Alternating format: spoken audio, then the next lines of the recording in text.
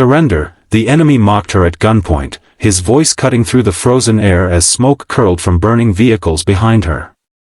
The muzzle of his rifle pressed against her forehead, and for a single heartbeat the world narrowed to the smell of metal, blood, and fear. Around her lay the scattered remains of her unit, men she had trained with, laughed with, trusted with her life. Her hands were empty. Her radio was crushed beneath her knee. And yet her eyes did not lower. In that moment, when everything seemed lost, something unbreakable rose inside her.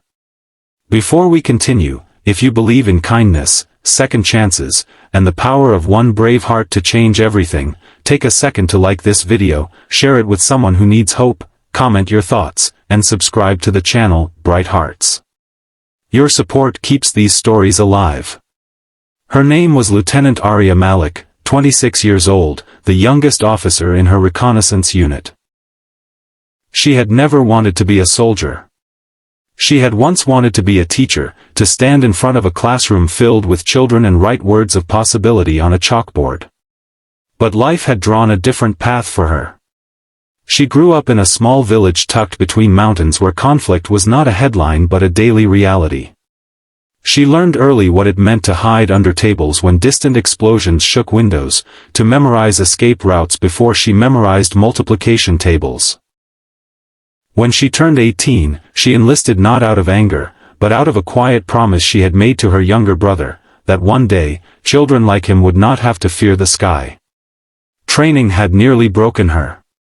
She was smaller than most of the men, her shoulders narrow, her voice soft. In the beginning, instructors saw her as a liability.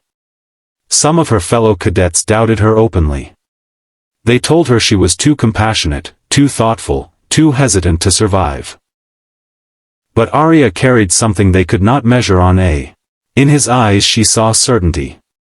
He believed this was the end. Perhaps it should have been. She had no visible weapon. Her sidearm lay somewhere in the dust. Her hands trembled not from cowardice but from the weight of responsibility. If she surrendered, they might spare her life for leverage.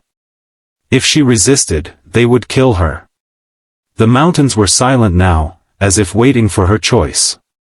What the enemy did not know was that Arya had always prepared for the moment when everything went wrong. During training, an old instructor had once told her that survival was not about strength but about awareness.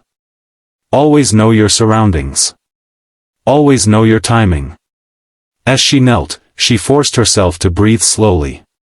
She noticed the pattern of their positions. She counted footsteps. She saw that most of their force had gathered in one exposed clearing, confident in their victory. Hidden in her boot was a small, last-resort transmitter, one she had insisted her unit carry despite budget complaints. It was designed for emergencies so dire that conventional communication failed. Activating it required only a firm twist of the heel. She shifted slightly, as if adjusting from discomfort. The soldier behind her laughed. She pressed her heel down hard. 10 minutes. 10 minutes can feel like a lifetime when a gun is pressed against your skull.